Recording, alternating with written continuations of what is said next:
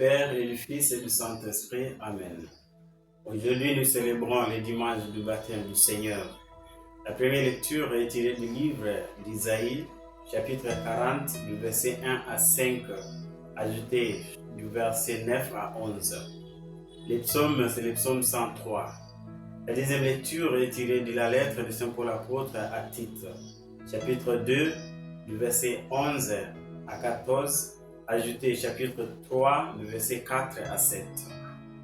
Et l'évangile est celui de Luc, chapitre 3, du verset 15 à 16, ajouté du verset 21 à 22. Chers frères et sœurs dans le Christ, aujourd'hui nous célébrons la fête du baptême du Christ dans les Jourdains par Jean-Baptiste. Avec cette fête, nous achevons le cycle liturgique du Noël et nous entrons dans la première partie du temps ordinaire. En effet, célébrer le baptême du Christ après l'épiphanie, c'est ouvrir notre humanité incarnée à un temps nouveau, comme une création nouvelle, inaugurée par les mystères de son incarnation, et donc le baptême du Christ est considéré comme une conséquence du Noël. Les questions suivantes se posent par rapport à la fête du baptême du Seigneur.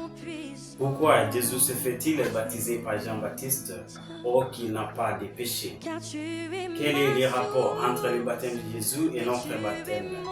Quelle est la spécificité de la descente de l'Esprit Saint pendant le baptême de Jésus et pendant notre baptême?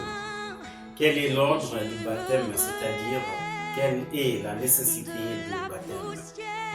Dans les textes proposés pour ce dimanche, Saint Luc et l'apôtre Paul nous invitent à réfléchir sur notre propre baptême.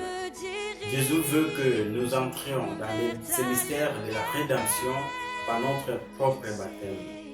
Pour Luc, le baptême du Christ dans les eaux du Jourdain nous renvoie au mystère de l'incarnation à travers lequel Jésus apparaît comme celui qui rétablit le contact entre Dieu et l'homme.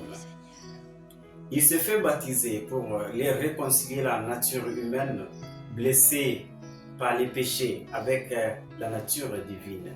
En recevant son baptême au Jourdain, le Seigneur devient notre Emmanuel, le Dieu avec nous. Malgré nos faiblesses et nos péchés, Dieu devient solidaire de nous et prend la place dans la longue lignée de pécheurs que nous sommes. Par le baptême de Jésus, la première création perdue à cause du péché est rétablie par Jésus dans le pardon de nos fautes au nom de toute l'humanité. Donc, le baptême de Jésus est un baptême d'intronisation biblique et pas un baptême pour la rémission des péchés. Par contre, notre baptême est un baptême pour la rémission des péchés et nous fait partie du corps de Christ qui est l'Église. Par ces baptêmes, Jean reconnaît que Jésus est le Messie et les voix venant du ciel confirment cette intronisation. C'est à partir de Jésus que l'Église s'ouvre au baptême par l'Esprit Saint, à qui la mort et la résurrection donnent accès. La fête d'aujourd'hui, frères et sœurs, nous parle également de l'Esprit Saint. L'épisode du baptême mentionne que c'est au moment où il priait que le ciel s'ouvrit et que sous l'apparence d'une colombe, l'Esprit de Dieu ouvrit Jésus dans les eaux du Jourdain. Il s'agit d'une nouvelle création partagée par Dieu, car désormais, depuis notre baptême, nous sommes habités par l'amour du Père et la présence de l'Esprit Saint en nous. Cet Esprit Saint nous ouvre à toute grâce prochaine dans la vie chrétienne. Il nous fortifie et nous rend capables de tenir toutes les difficultés dans la vie chrétienne. En plaçant la solennité du baptême au début du temps ordinaire, l'Église nous invite à réfléchir sur notre propre baptême comme chrétien.